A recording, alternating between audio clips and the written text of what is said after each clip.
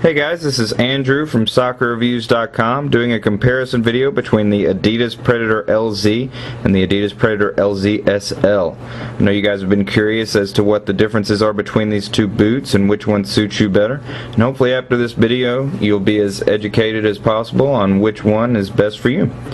The first thing we're going to talk about is what you get when you order these boots. With the LZ, you just get the pair of boots. You don't get any kind of extras, no bag, no extra laces or anything like that.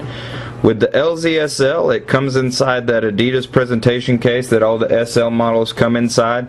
You get an extra pair of laces, you get a bag, and you also get an extra pair of insoles. You get this perforated one here that's supposedly, I guess, a little bit lighter, and you also get this normal one that you find inside the regular LZ inside that box that comes with it. What we're going to start with on these boots is we'll start with how they're similar. As you can see on the bottom of the LZ SL and the bottom of the normal LZ, you have the Sprint Frame 2.0, the exact same thing on both boots. Very dependable stud pattern. I enjoy it a lot, and this of course is what they've rolled out onto basically every single Adidas release that's coming out now except for the Copa, and if they did that I think they'd probably have a bunch of fans get exceedingly mad at them for doing that. The only other thing, that's right, the only other thing that is similar on these two boots is the heel liner. Is this little dimpled heel liner you can see on the LZ there and on the LZ SL. It's the exact same on both boots.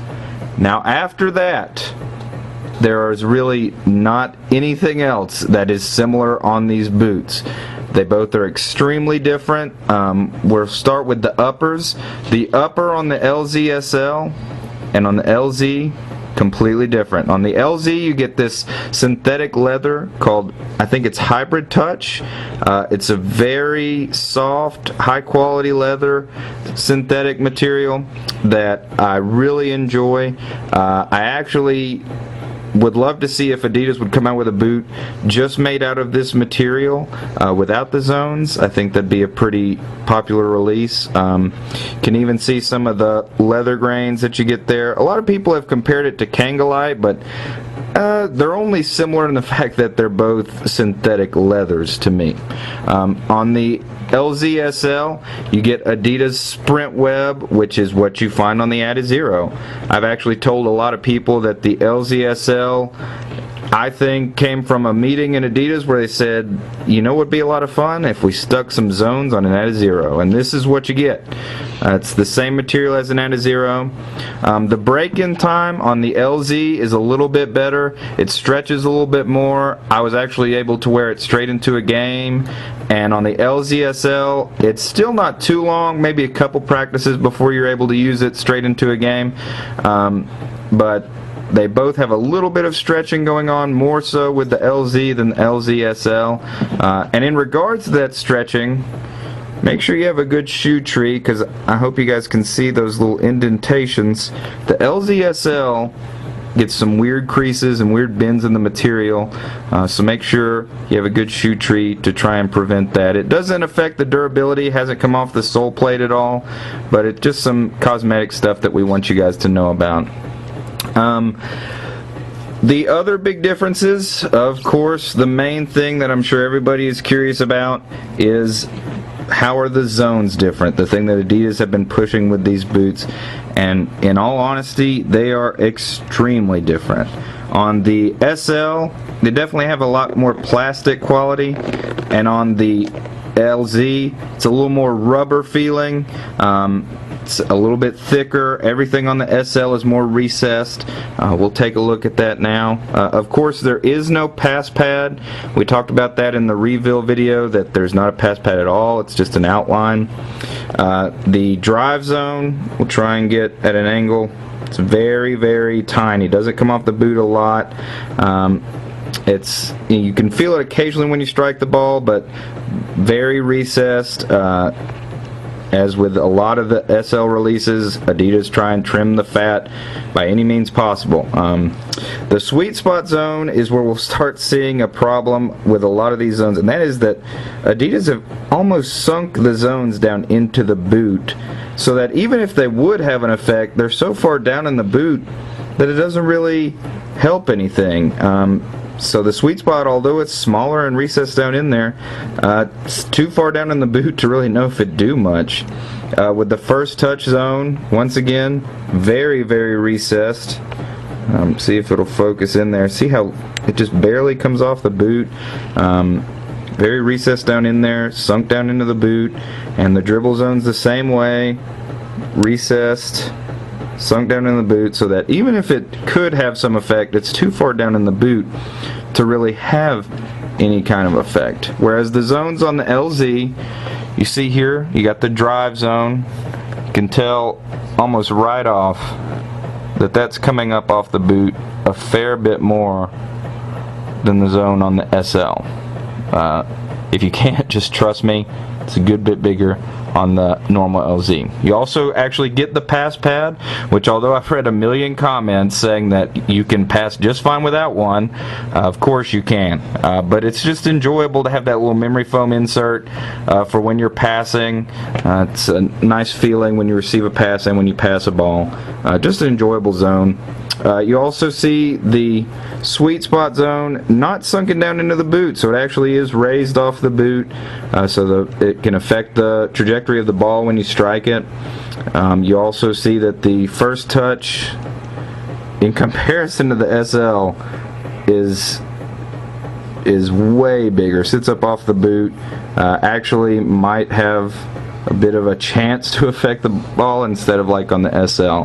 And the dribble zone, same thing, it's not sunk down in the boot, so it might actually have a chance. Another thing I'm going to point out, and this is just so you know, full disclosure, this first touch zone is smaller than on the LZ. Alright, so the LZ the two edge first touch zones are larger. Also, the first and last dribble zone on the LZ, this one and the first one, are bigger than the ones on the SL.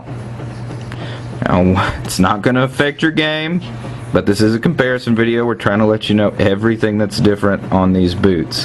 One last thing that is very interesting on the SL, and it affects the zone, so we're going to talk about it now.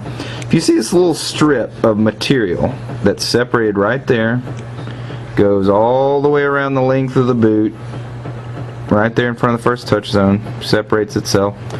That has made all of the zones sit up a 1/4 of an inch higher on this boot than on the LZ, so that even if the sweet spot did anything, it's been moved up too high to affect the ball. Also the same thing on the dribble zone. It's been moved up just too high to affect the ball because of that little strip.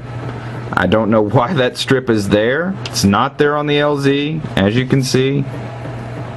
No strip on the LZ, just one piece of synthetic. Just goes all the way. It's not there. You can see the faux leather grain, I guess, there. It's not there on the LZ, but it's on the SL, and it just really hurts the fact that this boot is being sold for the zones, and the zones on the SL just, they've been pushed out of the way, it almost seems like.